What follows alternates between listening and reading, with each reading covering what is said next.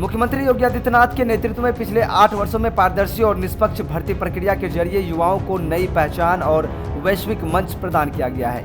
इसी कड़ी में गुरुवार को लखनऊ के लोक भवन में आयोजित एक भव्य समारोह में सीएम योगी ने आयुष विभाग और गृह विभाग के लिए उत्तर प्रदेश लोक सेवा आयोग यानी यूपीपीएससी एवं उत्तर प्रदेश अधीनस्थ सेवा चयन आयोग द्वारा चयनित 283 चिकित्सा अधिकारियों और कनिष्ठ प्रयोगशाला सहायकों को नियुक्ति पत्र वितरित किए। इस दौरान सीएम योगी ने नवचयनित अभ्यर्थियों को संबोधित करते हुए कहा कि देश की सेवा नारों या भाषणों से नहीं बल्कि ईमानदारी से अपने कर्तव्यों का निर्वहन करने से ही होता है। उन्होंने नवचयनितों से अपील की कि वे पूरी तत्परता और पारदर्शिता के साथ अपने दायित्वों का निर्वहन करें ताकि उत्तर प्रदेश देश की अग्रणी अर्थव्यवस्था बनने की दिशा में तेजी से आगे बढ़ सके।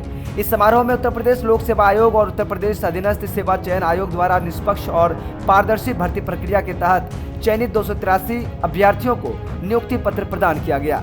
इनमें आयुष विभाग के 163 चिकित्सा अधिकारी, 2 रीडर, 19 प्रोफेसर, 3 प्रवक्ता और गृह विभाग के तहत विधि विज्ञान प्रयोगशाला के 96 कनिष्ठ प्रयोगशाला सहायक शामिल हैं। नियुक्ति पत्र पाकर सभी नवचयनित अभ्यर्थी के चेहरे खिल उठे। उन्होंने अपने अनुभव साझा करते हुए सीएम योगी की पारदर्शी और निष्पक्ष चयन प्रक्रिया की जमकर सराहना की।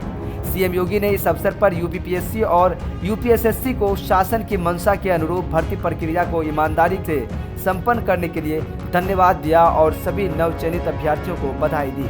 बीते 8 वर्षों में 8.30 लाख सरकारी नौकरियां दी गई। सीएम योगी ने अपने संबोधन में पिछले 8 वर्षों की उपलब्धियों की चर्चा करते हुए कहा कि पिछले 8 वर्षों में हमने प्रदेश में 8,30,000 युवाओं को सरकारी नौकरियां दिए हैं। अगर यह नियुक्तियां शुचिता और पारदर्शिता के साथ नहीं होती तो ये सभी मामले कोर्ट में लंबित हो जाते और एक भी भर्ती पूरी नहीं हो पाती।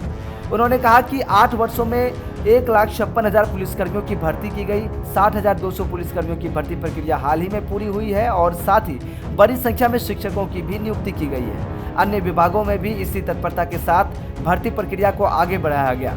सीएम योगी ने कहा कि जब प्रशिक्षित और दक्ष कार्मिक शासकीय सेवा का हिस्सा बनते हैं तो कार्य पद्धति में तेजी आती है। यही वजह है कि उत्तर प्रदेश आज बीमारू राज्य नहीं बल्कि देश की अर्थव्यवस्था का ग्रोथ इंजन बनकर उभरा है। सीएम योगी ने 2017 से पहले की प्रदेश की स्थिति और पूर्ववर्ती सरकारों पर हमला बोलते हुए कहा कि 8 वर्ष पहले यूपीपीएससी, यूपीएसएससी और पुलिस भर्ती बोर्ड की कार्य पद्धति पर गंभीर सवाल उठाते हुए कहा कि हाई कोर्ट से लेकर सुप्रीम कोर्ट तक याचिकाएं लंबित रहती थी। तत्कालीन सरकार और आयोगों की कार्य पद्धति पर माननीय न्यायालय ने भी सवाल खड़े किए थे। उस समय उत्तर प्रदेश को बीमारू राज्य कहा जाता था, लेकिन असल में बीमारू तत्कालीन व्यवस्था थी और निर्णय की स्थिति के कारण समाज का हर तबका तबाह था।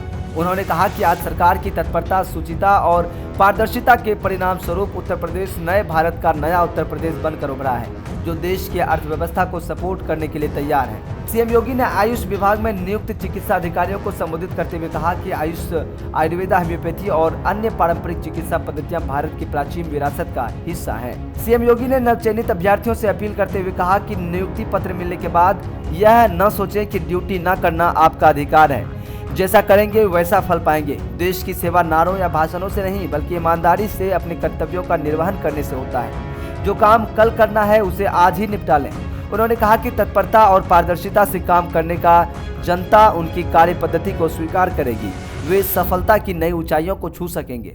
सीएम योगी ने नवचयनित अभ्यर्थियों और उनके परिवारों को शुभकामनाएं देते हुए विश्वास जताया कि वे उत्तर प्रदेश को देश की अग्रणी अर्थव्यवस्था बनाने में अपना योगदान देंगे।